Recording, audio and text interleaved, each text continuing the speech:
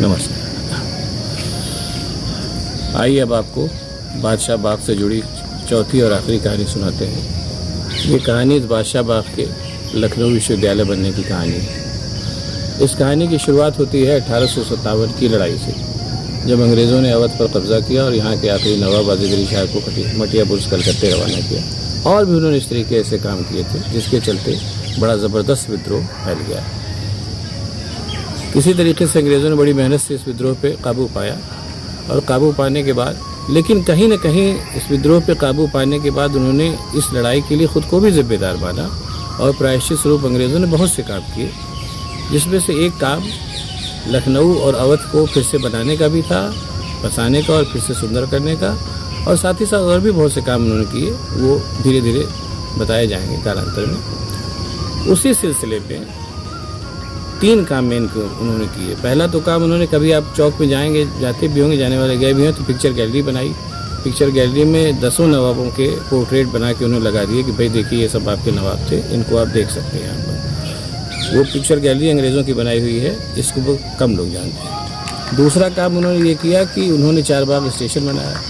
Charbagh station को बनाने में जो वहाँ का स्थापत्य था, उसमें इस बात का ख़ास ख्याल रखा गया कि अगर उसको न बताया जाए कि अंग्रेज़ों ने बनाया है, तो आदमी सोचेगा कि ये भी नवाबों द्वारा बनाया गया। उसका स्थापत्य पूरी तरीके से अवधी स्थापत्य था, अभी भी है, उसको लोग जाते हुए देखते हैं। और तीसरा काम उन्होंने किया कि अवध को उन्होंने फिर से बसाने के बारे में सोचा। उसी सिलसिले में लखनऊ विश्वविद्यालय का भी निर्माण कराया गया।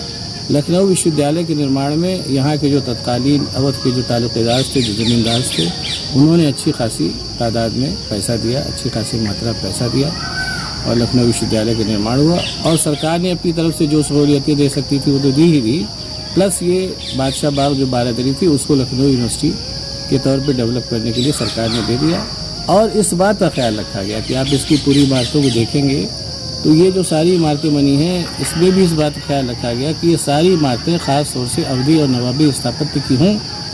ये ऐसा इसलिए किया गया, एक तरीके से ये भी प्रायश्चित भाव से किया गया कि भाई हम लोगों ने जो लखनऊ को गदर के दौरान सांघातिक धक्का पहुँचाया, उसकी क्षतिपूर्ति के रूप में कुछ इमारतें हम फिर से बना दे रहे हैं, जिससे लगे कि अवधी स्थापत्य के में का जो नुकसान हुआ उसकी थोड़ी बहुत भरपाई हो। और चौथी चीज़ ये भी बनाई गई, जो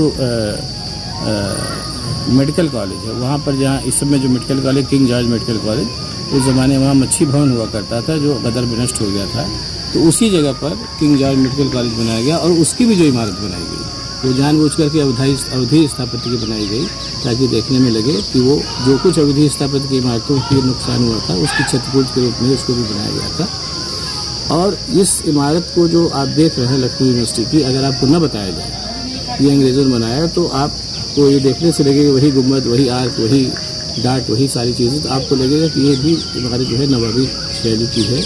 और कालांतर में लखनऊ विश्वविद्यालय का अपना एक गौरवशाली इतिहास रहा है, अभी भी वर्तमान है, आगे भी ये विश्वविद्यालय आगे बड़े खुलेगा। तो कहीं न कहीं ये अंग्रेज़ों के चरित्र के उस पहलू को भी हमको दर्शाता है, जब उन्होंने अपनी गलती को माना, और गलती को माना ही नहीं, कहीं न कहीं उसके प्रायश्चित के लिए कुछ खा गए। आप अगर ये कहानी आपको पसंद आई हो तो इस वीडियो को लाइक करें, शेयर करें और आगे की दास्तान आपको फिर बताई जाएगी। और साथ ही साथ एक आखिरी गुजारिश है आपसे, आप लोग इस वीडियो को देख रहे हैं, अगर संभव हो तो सरकार को और जो लोग भी इसके लिए जिम्मेदार हैं उनसे गुजारिश करें, उन पर दबाव बनाएं कि इस बारादरी के अस्तित्व को बनाए रखें और साथ ही साथ इसका जीर्णोद्धार भी कराएं। ये लखनऊ की धरोहर है और इस धरोहर को अगर बनी रहेगी तो अच्छा ही होगा।